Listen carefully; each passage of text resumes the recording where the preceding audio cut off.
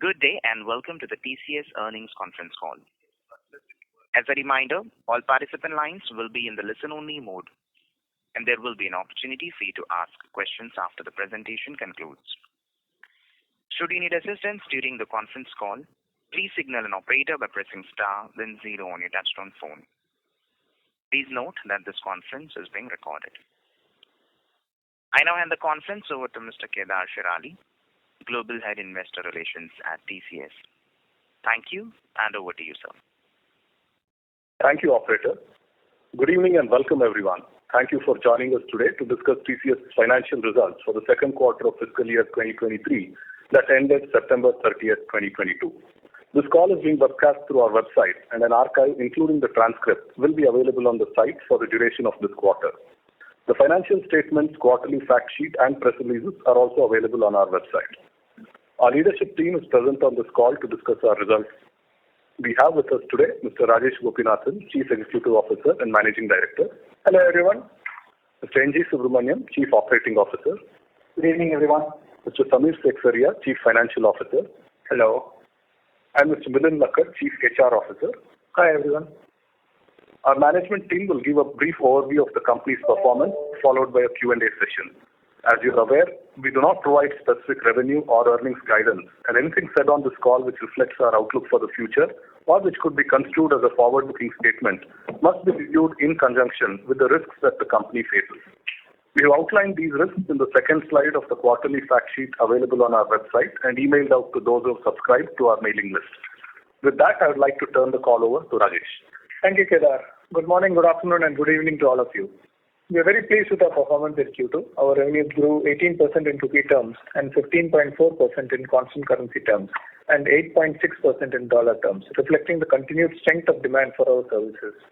Our operating margin for the quarter was 24%, an expansion of 0.9% sequentially and a contraction of 1.6% on a year-on-year basis. Our net profit crossed the 10,000 crore mark this quarter, and our net margin was at 18.9%. I'll now invite Samir, Milind, and NGS to go over different aspects of our performance during the quarter. I'll step in again later to provide some more color on the demand trends we are seeing. Over to you, Samir. Thank you, Rajesh. Let me first walk through the headline numbers. In the second quarter of FY23, our revenues grew 15.4% YOY on a constant currency basis. Reported revenue in INR was rupees 553.09 billion, year-on-year growth of 18%. In USD terms, the sharp fall of all currencies in our basket versus the dollar in Q2 resulted in a deflated reported revenue of $6.88 billion, a YOY growth of 8.6%. While the rupee depreciated 3.4% against the dollar sequentially, it appreciated 4.4% against GBP and 3% against euro, eroding the benefit at the operating margin level. Still, this currency benefit, along with flatter workforce pyramid, improved productivity of fresh hires, helped mitigate the impact of normalizing travel and facility expenses and continued headwinds from backfilling and retention expenses. Overall, our operating margin expanded 0.9% sequentially and was at 24%. Looking ahead, we believe the supply side issues have peaked and should start easing in the second half of the year. Net margins were at 18.9%. Effective tax rate for the quarter was 25.76%. Our accounts receivable was at 62 days sales outstanding in dollar terms, down 1 day compared to Q1. Net cash from operations was at rupees 106.75 billion, which is 102.3% of net income. Free cash flows was rupees 100.62 billion. Invested funds as on 30th September stood at rupees 592.9 billion. The board has recommended an interim dividend of rupees 8 per share. Over to you, Milind. Thank you, Samir. On the people front, our earlier investments in capacity building and organic talent development allowed us to achieve our strong business growth with a relatively modest net headcount addition. In Q2, we added 9,840 employees on net basis, bringing our workforce strength to 616,171 as on September 30th. It continues to be a very diverse workforce with 157 nationalities represented and with women making 35.7% of its base.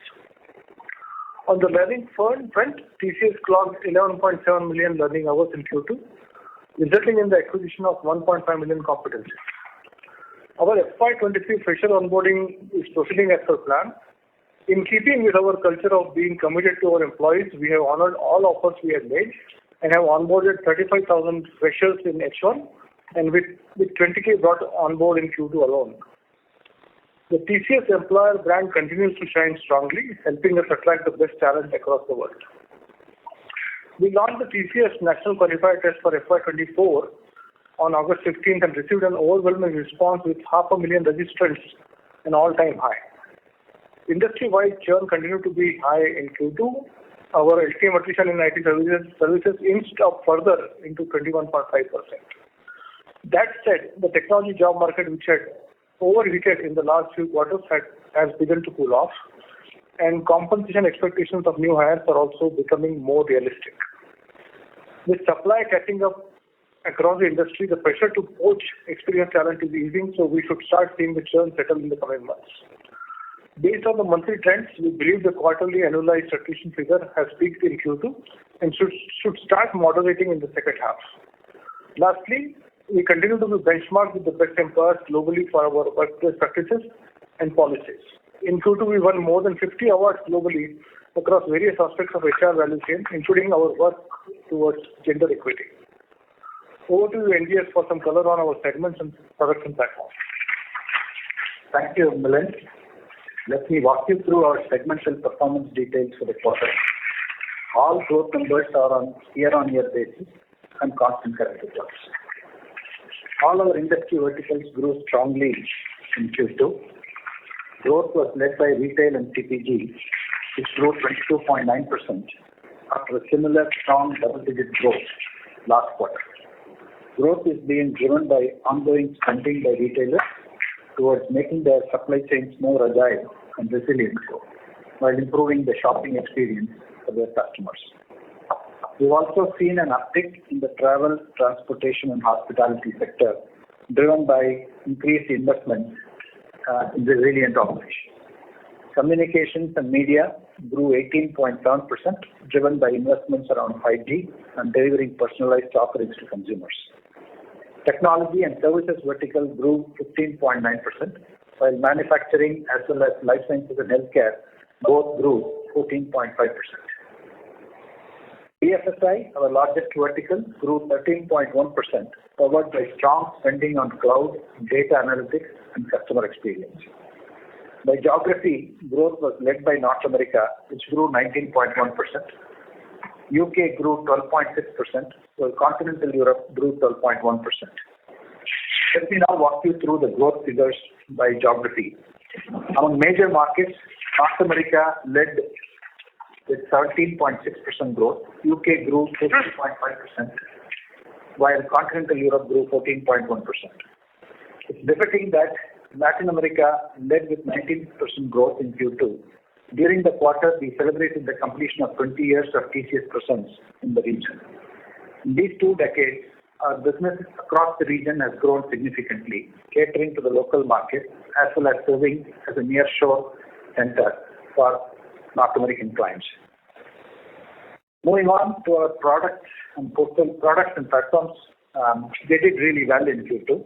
Ignio, our cognitive automation software suite, signed up 4 new customers and 3 clients went live during the quarter. TCS filed 2 patents around Ignio during the quarter and was granted 1.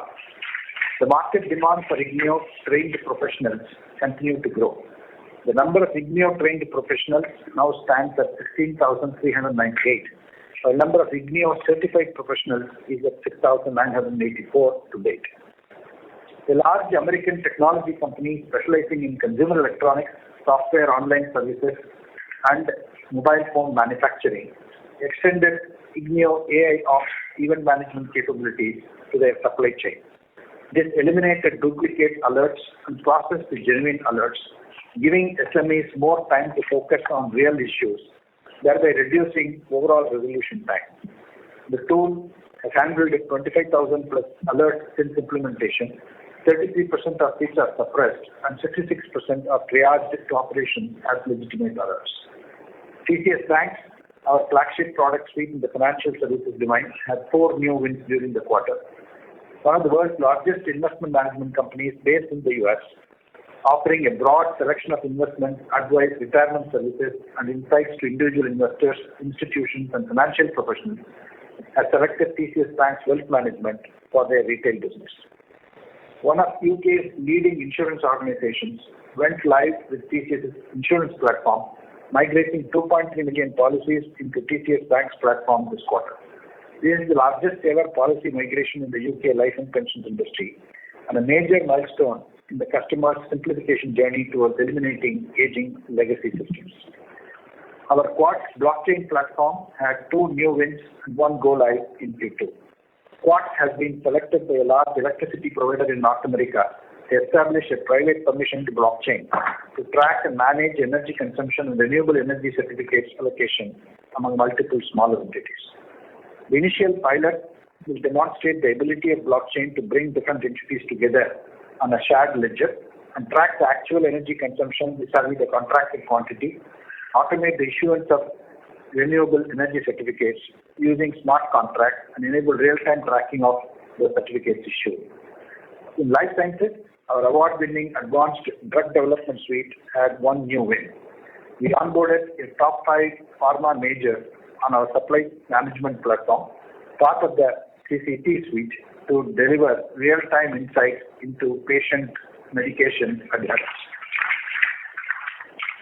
TCS TwinX, our AI-based digital twin solution, continued to gain ground in various industries, helping clients carry out complex what-if analysis and take informed business decisions. In Q2, we had 2 wins and 3 go-lives for the TwinX platform. TCS Optumera, our AI-powered retail merchandising suite, went live in 2 of our clients. TCS Ion had 8 wins in this quarter, seeing increasing demand and familiarity among educators for the ability to author question papers and auto or manually mark responses. In Q2, we served 150 assessment customers and administered 300 exams to around 6.6 million candidates. Over 1,170 corporates now leverage the TCS National Qualifier Test as their entry-level recruitment platform, and over 3,150 candidates have gotten placed till date. TCS Mastercraft had 23 new wins this quarter, including 10 new clients and 13 renewals. In terms of client metrics, these metrics are an important validation of our customer-centric business model. The customary practice has been to report these figures based on US dollar translated revenues. In quarters with sharp currency volatility of the kind we saw in Q2, the print numbers of clients in non-US dollar markets may get underreported due to currency deflation. Despite that headwind, we had good additions in every revenue bucket in Q2 compared to the year ago. We added 5 more clients in the $100 million plus band, bringing the total to 59. We added 10 more clients in the $50 million band, bringing the total to 124. We added 36 more clients in the $20 million plus band, bringing the total to 283.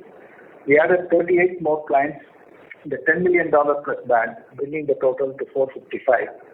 41 more clients were added in the $5 million band, bringing the total to 650, and 72 more clients in the $1 million plus band, bringing the total to 1,210. Overall, a very satisfying quarter from an operations perspective. Let me now request Rajesh to speak on the demand drivers during the quarter. Thank you, NGS. Before I get into the demand drivers, let me spend a minute talking about the demand environment and mood among clients. Despite growing news flow around a possible economic slowdown across the world, the client concerns over how that might affect their businesses, we haven't seen any change in their spending on us so far. As you could see from the growth figures, demand for our services continues to be strong in Q2 across all verticals and all markets, even in continental Europe and UK, where the pessimism levels are at the highest. Project ramp-ups proceeded as scheduled, and we have not seen any delays or cancellations. Deal closures also remained strong in Q2. That is not to say that the deteriorating macro has no impact at all. Clients have become more cautious when committing to longer-term investments. Some of the larger transformation programs are being prioritized and projects that offer quicker wins versus those with longer term paybacks. Many of our clients are also working on plans for various economic scenarios for next year. We have also seen some sporadic instances of delayed decision making on new deals. Those apart, clients have been telling us that even if the business outlook changes over the next few months for the world, technology will be one of the last areas to be impacted. The big driver of demand in this quarter was the continued investment by our clients on cloud transformation. The scale, breadth, and depth of our cloud expertise, deep domain knowledge, strong partnership credentials with the hyperscalers, and our portfolio of intellectual property on the cloud makes us one of the largest beneficiaries of this opportunity. We are now seeing client focus shift to execution of the cloud transformation agendas announced earlier, and this plays to our strengths. We have seen instances where clients are unable to leverage the flex capacity of their cloud until they shift a larger portion of their workloads, and they are seeking our help in accelerating that move. Further, many organizations which rush to move their workloads to the cloud without sufficient planning and controls in place are now discovering that they are not only losing out on the economic benefits of the hyperscaler clouds, but are actually incurring higher costs than they did with their own data centers. Such clients are very open to our proactive proposals with our FinOps advisory offerings to help optimize their spends on the cloud, and our cloud orchestration services powered by TCS Cloud Exponents, our multi-tenant cloud delivery platform, help them seamlessly and optimally manage multiple environments spanning public, private, and hybrid clouds. We won several cloud transformation deals in Q2. For example, we were selected by a leading American biopharmaceutical company as a transformation partner to modernize their technology estate. We will build for them a next-gen operating model leveraging cloud, agile, DevSecOps, and cloud-native technologies that will help them enhance enterprise resilience, accelerate the pace of innovation, and improve the customer experience. In addition to the migration of workloads to the cloud, several clients engaged us in Q2 to architect advanced analytics, leveraging cloud-native capabilities to help them launch new products, understand their customers better, and deliver a richer customer experience. For example, for a large UK bank, we proposed a transformation solution entailing the design of an enterprise data fabric architecture that enables advanced analytics at scale, leveraging our deep contextual knowledge, portfolio of tools and accelerators, and hyperscaler cloud expertise. This will help the bank drive more personalized products and services, understanding the customer's financial needs at various life stages, and deepening relationships with customers, thereby propelling growth for the bank. Similarly, a leading American hotel and motel operator engaged us to develop an advanced analytics solution to help transform customer and agent experience by designing a cloud analytics platform that consolidates and harmonizes data from across the enterprise. The economic uncertainty is also resulting in greater interest from clients in our machine-first approach to transform their IT and business operating models. You might recall from my earlier commentary on this topic that this approach basically entails embedding AI and machine learning deep within an enterprise to create leaner, more agile and resilient operations which can flex up or down depending on the business environment, and whose efficiency gains can fund some of their front office transformation initiatives. We had several such wins this quarter, of which I'll mention only two. We were engaged with Xerox for their enterprise-wide business transformation journey to enhance their competitiveness and power their growth. TCS Cognitive Business Operations and Xerox Center of Excellence embarked on multiple transformation initiatives across the various business functions, including finance and accounting. The digital transformation program powered by TCS Cognix has automated the processing, improving speed, accuracy, and throughput. Its AI-powered dashboards and various analytical models equip the finance function with intelligent and real-time insights for decision-making. This has resulted in a positive impact on their cash flow, significantly improve operational efficiency, and employee and vendor satisfaction. A European industrial tools manufacturer chose us to transform their service desk operations. We will leverage cognitive technologies and implement a leading employee experience platform for auto-healing of user issues and improved user experience. Coming to the third driver of demand, it is what we broadly classify as growth and transformation. What stands out in these engagements is the value of our deep contextual knowledge of our clients' business and technology landscapes and our highly collaborative inside-out approach to transformation.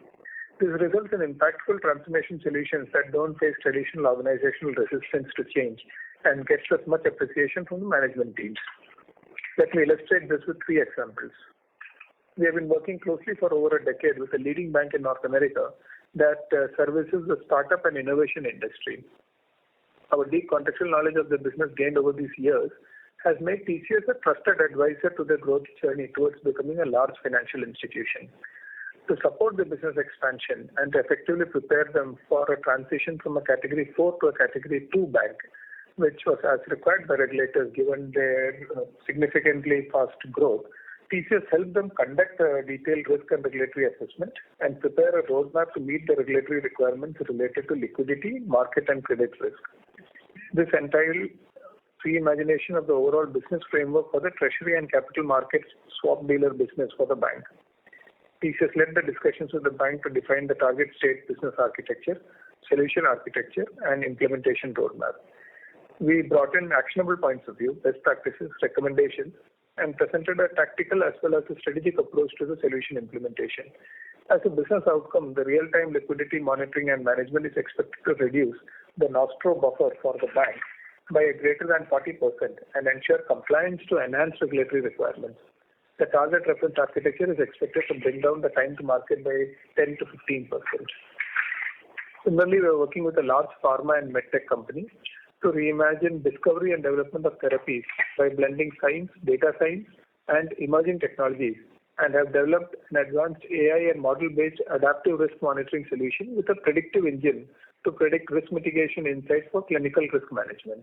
This solution was co-created with the client, is now part of the TCS ADD platform. We are also a strategic partner supporting the digital surgical platform for the medtech segment. The platform is in an early stage of evolution and has foundational capabilities of edge connectivity, analytics, and AI suite with an objective to provide capabilities to launch specific use cases for connected digital surgeries. TCS has led the transformation of space range and display capabilities for Marks & Spencer, enabling it to improve customer choice while optimizing the range of products based on local consumer demand.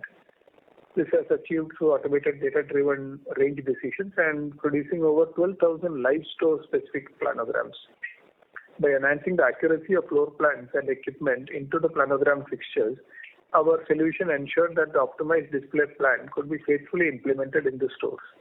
This transformation helped M&S meet local demand, improve availability, and reduce waste and improve profitability, and align future business goals and the food retail strategies. Our deep domain knowledge is placing us at the heart of industry-level transformation across multiple industry verticals. One such industry that is going through a tremendous amount of technology-led transformation is the utility sector, at an industry level as well as at a level of individual enterprises. Almost every quarter, I've shared examples of transformation work we are doing in this sector. In Q2 last year, I had spoken about 5-minute settlement solution that we have built for the Australian energy market operator that is helping spur innovation in that market and lower costs for consumers. This time, I want to highlight a transformation in the UK gas market. The UK energy regulator introduced a program for faster and more reliable supplier switching option for energy consumers with a new centralized switching service to facilitate competition and deliver better outcome for consumers. TCS worked with Exoserve, the central data service provider for the UK gas market, to design and deliver a complex solution that transforms core business processes like switching and contract creation, settlement, device update and maintenance, meter reading, billing, and others, leveraging a leading hyperscaler ERP solution. TCS's deep domain expertise and technology expertise was critical in delivering the solution capable of processing 150,000 switches in under 30 minutes. The solution allowed the transition migration of 24 million UK gas meter data to enable CSS switching activity. The solution went live in Q2. With the new solution, the 14 days that it took to switch a supplier has now been reduced to 1 day. Similarly, last quarter I had spoken about a Fortune 500 electric and gas utility that partnered with us to launch a new business model to generate new revenue streams based on home energy services. Let me share one more example along similar lines. NG France, the leading utility retailer, is transforming its business model by expanding from a commodity-based business of gas and electricity to a new service-oriented model of smart home solutions, offering to drive energy efficiency for its consumers and ensuring sustainability.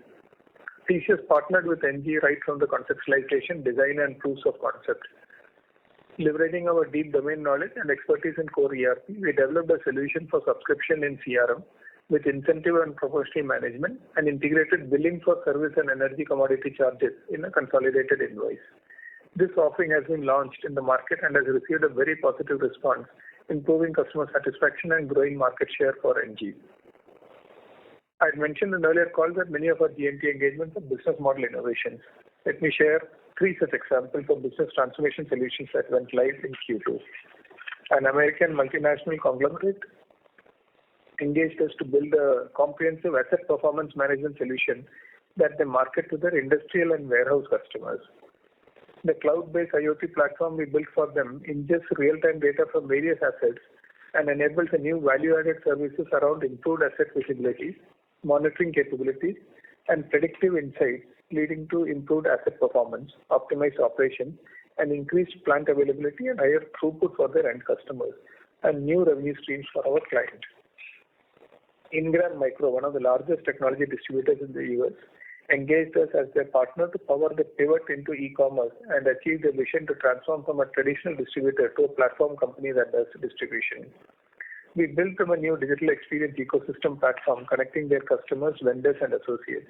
It reimagines the customer journey, making it frictionless and highly personalized, with conversational experiences and an AI-powered recommendation engine that enables intelligent bundled offers.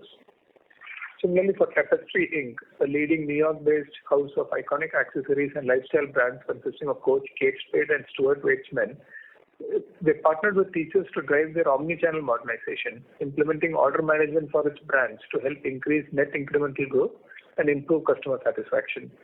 This partnership created a flawless omni-channel order fulfillment and improved customer journey experience. So overall, these examples give you a flavor for the kind of services and the kind of opportunities that we are able to address across our customer and market landscape. Coming to the order book, we again had a strong set of deal wins in Q2, amounting to a TCV of $8.1 billion. By vertical, BFSI had a TCV of $2.3 billion, while retail order book stood at $1.6 billion. The TCV of deals signed in North America stood at $4.3 billion. Interestingly, while the pessimism in the macro is possibly highest in UK and Europe, our order book is stronger in Q2 than in Q1. While the strength of our order book as well as the pipeline for Q3 is somewhat comforting, given the volatility, we remain very vigilant and are staying very close to our customer clients. With that, we can open the line for questions. Thank you very much. We will now begin with the question and answer session. Anyone who wishes to ask a question may press star and 1 on their touchtone telephone. If you wish to remove yourself from the question queue, you may press star and 2. Participants are requested to use handsets while asking a question. Ladies and gentlemen, we will wait for a moment while the question queue assembles. Reminder to the participants, anyone who wishes to ask a question may press star and 1 at this time.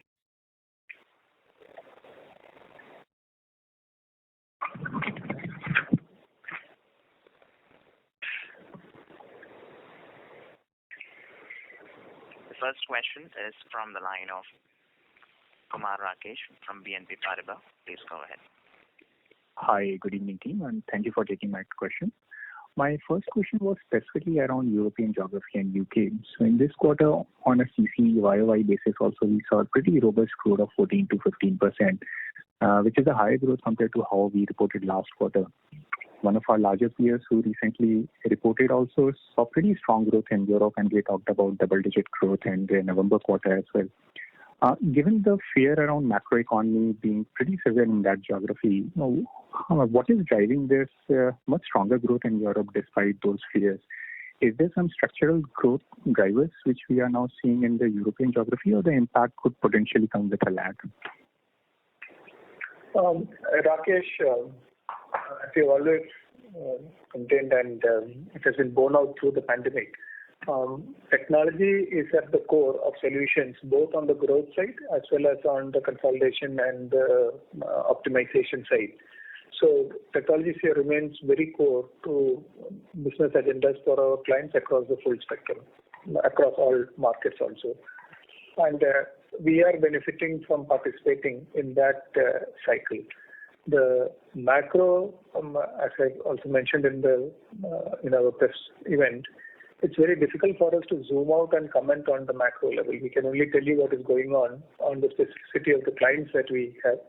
We are in no better position than you. You are in fact in a much better position than us to be able to take a call on the macro. But this is what we see, and we are running with it. Individual customer conversations, opportunities exist, but caution also exists. And I called that out last time also, that executive conversations are, people are talking about caution. And we need to remain vigilant to see whether that will translate into the budgeting planning cycle for next year and what that implies overall demand. But we'll have to play it by the year as it comes. Great. Thanks. That's pretty helpful. My second question was around heading into December quarter, which is usually seasonally weak. Are we getting any sense how the seasonality this time around will be? Could there be higher than usual seasonality, or could be the usual seasonality? And any sense interacting with clients, how they are looking at their next year budget? Any sense on that would be very helpful. So, leaving aside the fact that Europe is in a fairly volatile situation, and this winter is going to be critical in Europe. Leaving that aside, our conversations with clients indicate regular seasonality, and we have had extensive client interactions. We hosted our North American clients in our annual TCS Summit, and we also had a series of client events across Europe. So overall, I don't think there is any change to the seasonality patterns that we are picking up. However, everything is dependent on, as I said, this does not address the possibility of some severe shifts in Europe during the winter. And client interaction on next year's budget planning? Too early to take a call. We don't know. We get to hear of it only in the second or third month of the year as it starts actually translating into projects. But at this stage, we don't have visibility. As I said in the last time also, there is a cautionary stance that customers are talking about. They are talking about scenario plannings, and the scenarios are more weighed on the downside than on the upside. Got it. Thanks a lot for that answer, and wish you all the best. Thank you. The next question is from the line of Sandeep Agarwal from Edelweiss. Please go ahead. Yeah, hi. Thanks for the opportunity and congrats on good execution and good numbers. I have just one question. Although it is very hard to comment on how things will pan out, but Rajesh, is there any kind of caution which you are seeing in your discussions with the client, particularly from the US geography? Because any issues in UK and Europe, traditionally we have seen that the economic pressure generally results into some help for outsourcing because it is more cost effective in the past, but that correlation doesn't show up immediately in the US. So what are you seeing? Is there any kind of caution which clients are highlighting on the fears of recession, or you are seeing any action into that direction when they are ordering, or they are, have you seen any kind of delays or anything which makes us more vigilant? Thank you. US Sandeep is not. We have not picked up any threats in terms of caution. Extra caution than what could be normally expected. So US is not showing anything particularly concerning. People are overall continuing to invest, and normal seasonality should apply. But otherwise, we are seeing a fairly strong environment in US. Okay, thanks. That's all from my side. Thank you. The next question is from the line of Sandeep Shah from Equirus Securities. Please go ahead. Yeah, hi. Just a question, Rajesh. Last time in the Q1 conference call, you said that the trend of multi-tower outsourcing deals or multi-service transformational deals are going up, and you started signing more number of such deals. Is it that trend continuing in this quarter as well? And also, with macro being concerning, do you witness this trend being higher in the Europe as a geography versus that of US? I'm sorry, I don't specifically remember exactly what I said, but let me abstract and answer this. Operating model transformation as a demand driver is a very strong trend, and we are seeing multiple opportunities across all markets on operating model transformation. Operating model transformation is being characterized by a few very distinct ones. One is the shift to what we call as a vertical operating model or a product-centric operating model, where tech and ops is being aligned very closely to business units and to business outcomes, so that they operate in what is known as a product-centric model or the vertical model that I spoke about. The other big one is, of course, the adoption of Agile and Lean into everything in operations. Even more importantly, significant leverage of our Cognix platform, which is powered by MSDN, and the embedding of automation at a granular level across the enterprise's operation suite, both on the tech side as well as on the operation side, is also core to the operating model transformation that we're seeing. So this kind of enterprise-wide operating model transformations continue to be a big driver of demand. The couple of examples that I shared, Xerox and one of the others, are examples of that. And that demand trend, I think, is quite strong and will continue to remain strong into the foreseeable future. Okay. And just in terms of, is it fair to say in terms of what you said in the earlier question, in the second half, seasonality could be normal, especially in the US, but there could be some issues in the Europe, and there could be significant shift if the macro issues goes more concerning versus what you anticipate now. Is it a fair assumption? It's a prudent assumption, but from our side, we will remain focused on the opportunity on the ground, and we'll deal with it one opportunity at a time. But at an overall level, it would be prudent to assume so. Okay. And last question, Rajesh, is it to CFO as well?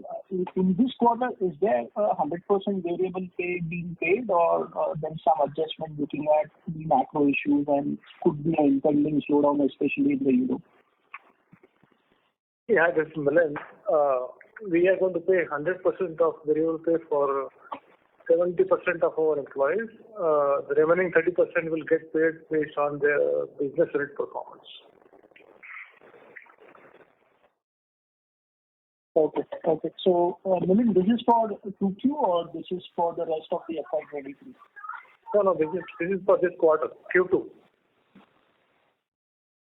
Okay. Thank you and all the best. Thank you.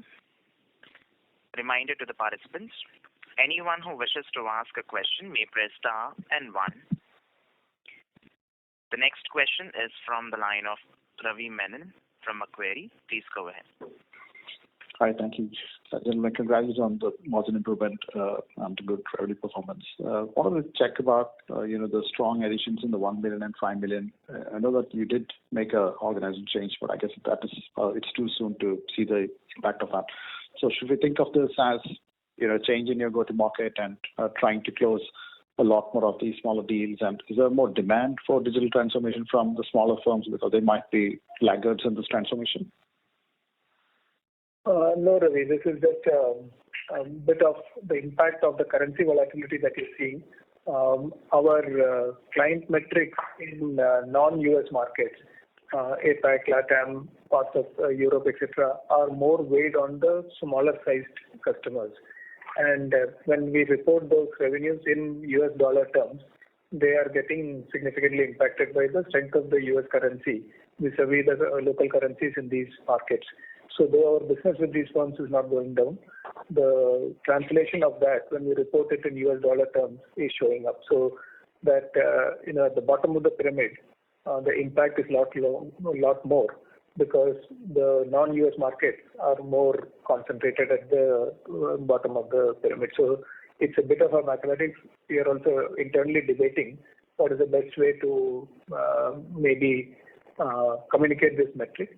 But we also don't want to react major to this extreme cross-currency volatility that we saw. But we'll put our heads together as to how to communicate this better in the future, if required. Okay, thanks. And how should we think about the net hiring, being a little lower than the revenue growth? Is this a reflection of your expectation that the worst of the supply side challenges are behind us and we can now improve utilization, or should we think of this as linked to slightly softer demand visibility, or maybe a combination of both? Ravi, your question was about the headcount growth, right? Yeah, that's a little lower than the revenue growth. I mean, we have seen that Ravi, we have been significantly investing into headcount addition through the last year. As you know, our headcount growth was close to 20% against revenue growth of about 15%, and that we have built up a fair amount of headroom. So you should expect that we will be using that lever a bit more as we go into this year and try to balance our overall headcount to our overall revenue from a longer term perspective. So it's in line with our plan. And into that environment, we are significantly invested, and we're now reaping the benefits of that investment as many of those early hires become productive into this cycle. Great. Thank you and best luck. Thank you. The next question is from the line of Gaurav Rateria from Morgan Stanley. Please go ahead. Hey, congratulations on a good set of numbers. Two questions. Firstly, is it fair to assume that the book-to-bill in Europe would have improved on a quarter-on-quarter basis the commentary that you made, and how the pipeline replenishment has happened in Europe after the deal wins concluded? So typically desist from giving you incremental metrics because then that's sort of a trend. But when you take Europe and UK together, it is, yes, the book-to-bill has improved.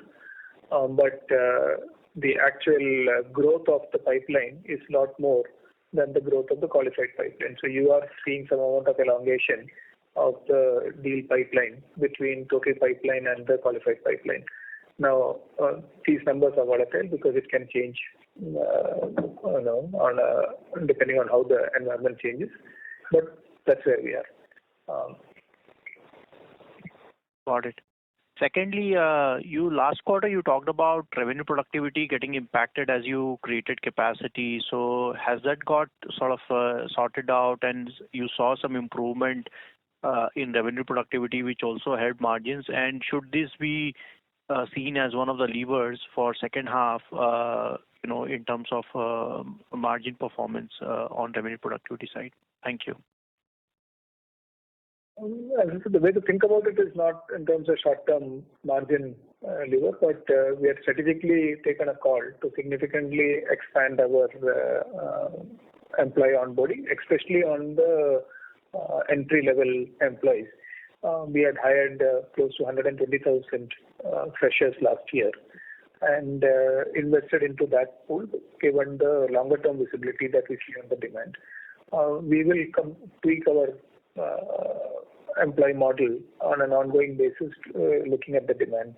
So that is a reasonable expectation, but our overall hiring model is predicated on much longer cycles rather than short-term quarter-on-quarter adjustments. Got it. Thank you so much. Thank you. The next question is from the line of Manik Taneja from JM Financial. Please go ahead.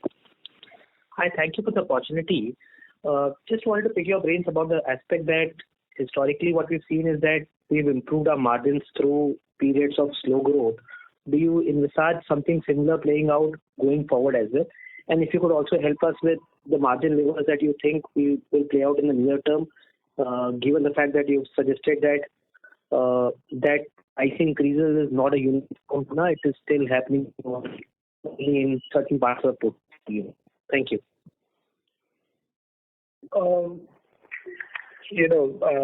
If we have strong visibility of low revenue growth, then we become much more careful and optimize it. But I think at this stage, I don't think we are at that point for us to be able to make a comment on that. So margins is more, the margin optimization comes in more when there is good visibility on stable demand environments, and we use those periods to clean up on the margin side. Right now, whether we are at an inflection point or not, we'll know only in a few quarters' time. Otherwise, we'll continue to stay in the growth and investment mode. But short-term margin levers, I will hand it to Samir to talk about. Okay. So in the short term, between the quarters, we would expect to focus on our operating metrics. Utilization still continues to provide opportunity for optimization, and realization has improved this quarter, and we would expect to still leverage further on that. We'd also enhance our rigor on execution, and as the headwinds start trending down, we should expect that to also support margins. Sure. Thank you, and all the best for the future. Thank you. The next question is from the line of Apurva Prasad from HDFC Securities. Please go ahead. Thanks for taking my question.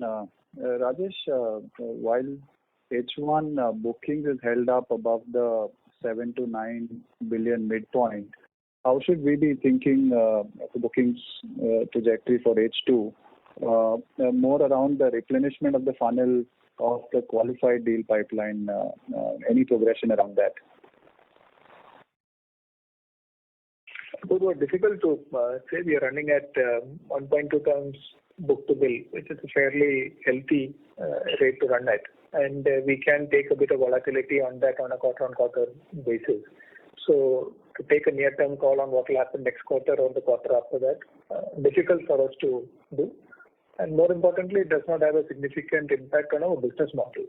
So neither in our planning cycles or in our execution cycle. So our focus, of course, will be to maximize and capture as much as we can. But it's not really a big factor that changes any of our planning scenarios. Okay, just to follow up on that, Rajesh. So this 1.2 book to bill from a medium term perspective, is that the number to build? So I don't want to get drawn out on that. Right. And on the supply side, Rajesh, any comments on the learning hours which had a decline YOY for Q2? And if you could also help us with the hyperscaler certification numbers, the number that was 71,000 last quarter.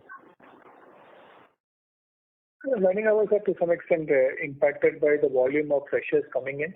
As you know, we had a very large volume of freshers coming in over the last couple of quarters, which has moderated over the last 2 quarters. So that will have a flow-through impact on the learning hours.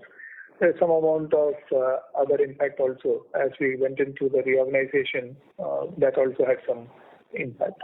But at an aggregate level, our focus on reskilling and training and investing into our people continues at scale, and absolutely no change in it. And the hyperscaler certification number? I don't know whether we give that out. If it is available in whatever forum it is given, you will find it there. Okay, thank you.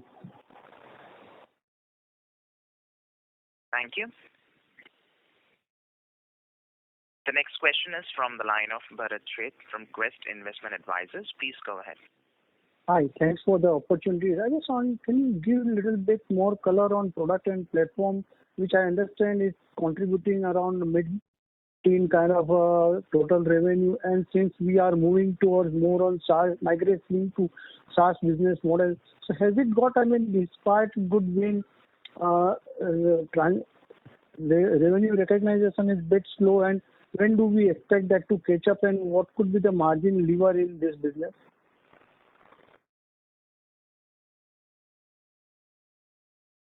Hi, this is NGS here. Overall, the product and platform business is quite stable, and a number of opportunities are coming our way across verticals and across the solutions that we have. It's looking good. The business model is certainly transformed itself into a pure play SaaS-based operating environment. Because without any exception, every opportunity that we bid for is on a SaaS-based offering.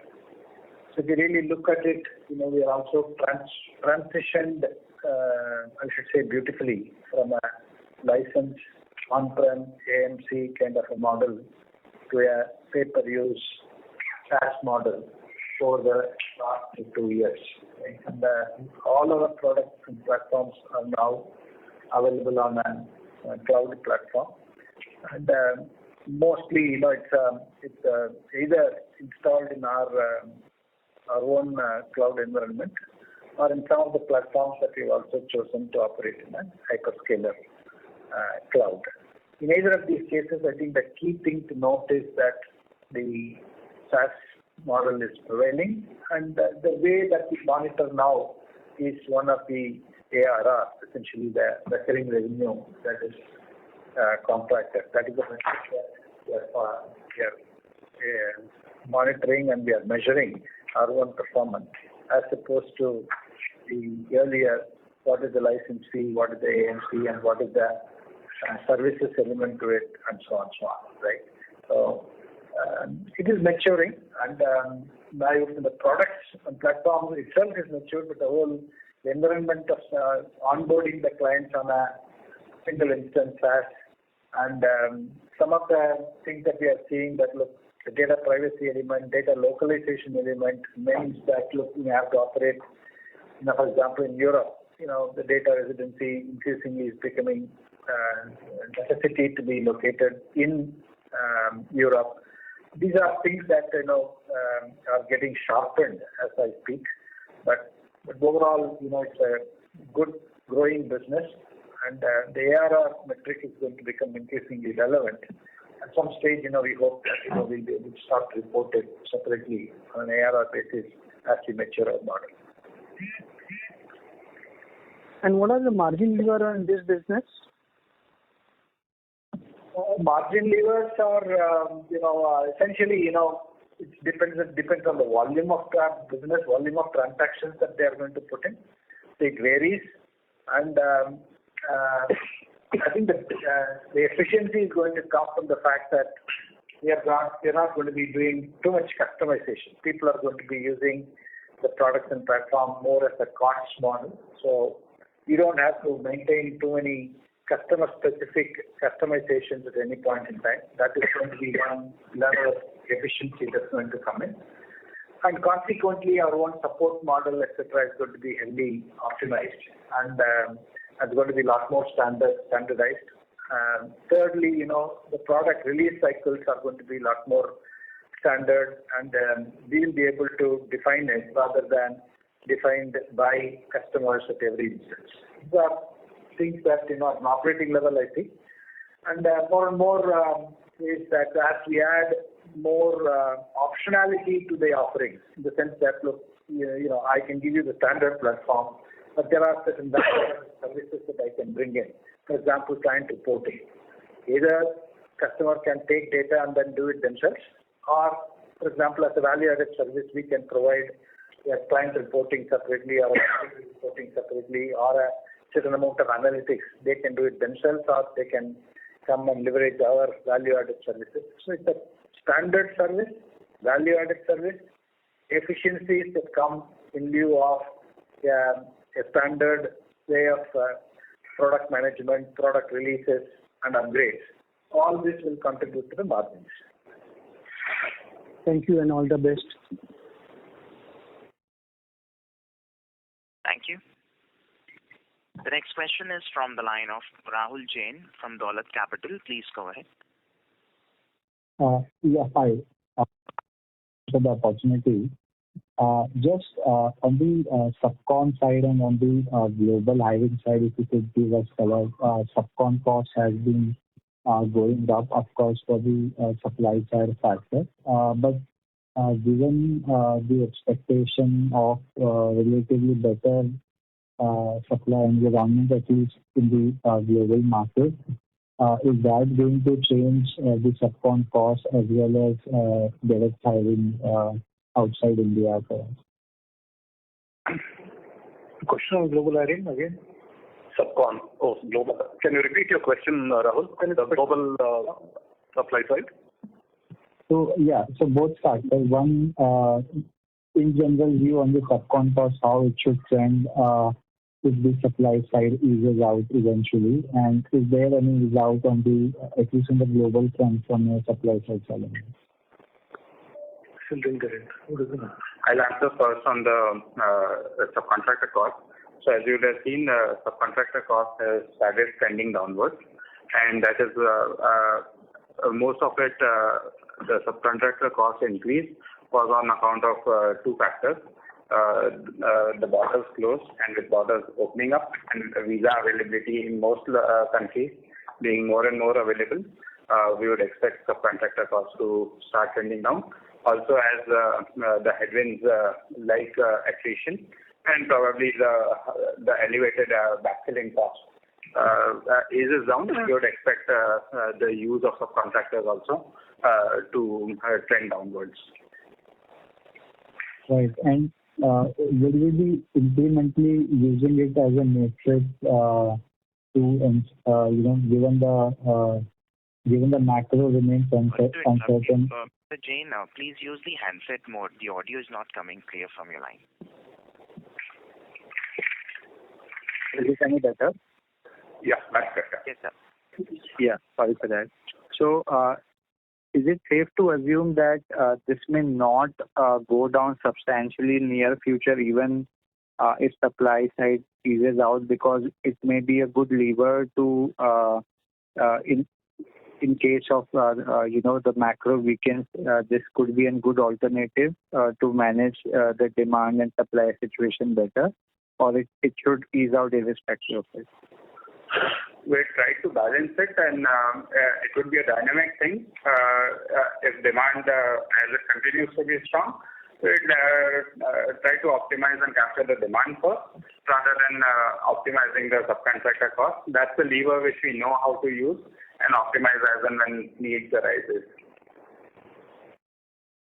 Okay, got it. Thank you. That's it from my side. Thank you. Ladies and gentlemen, that was the last question for today. I now hand the conference over to the management for closing comments. Thank you, operator. We had a very good second quarter, growing 18% in INR terms and 15.4% in constant currency. Our growth was strong across all our industry verticals and all our markets. Importantly, we had a good order book once again. While clients continue to worry about the uncertain economic environment and are planning for different scenarios, we are not seeing any material change in client spending behavior. There are some sporadic instances of delayed decision making, but those happen at normal times too. So it's hard to pin this down specifically to the economic environment. Our operating margin expanded sequentially to 24%, and our net margin expanded to 18.9%. On the people front, the capacity we built up over the last few quarters and our investment in organic talent development is helping us meet this demand. Our attrition inched up to 21.5% in IT services on reported LTM basis. However, we believe the situation is easing and that our quarterly annualized attrition has peaked this quarter and will start tapering off going forward. With that, we wrap up our call. Thank you all for joining us on this call today. Enjoy the rest of your evening or day and stay safe. Thank you. Thank you, members of the management. On behalf of TCS, that concludes this conference call. Thank you for joining us, and you may now disconnect your lines.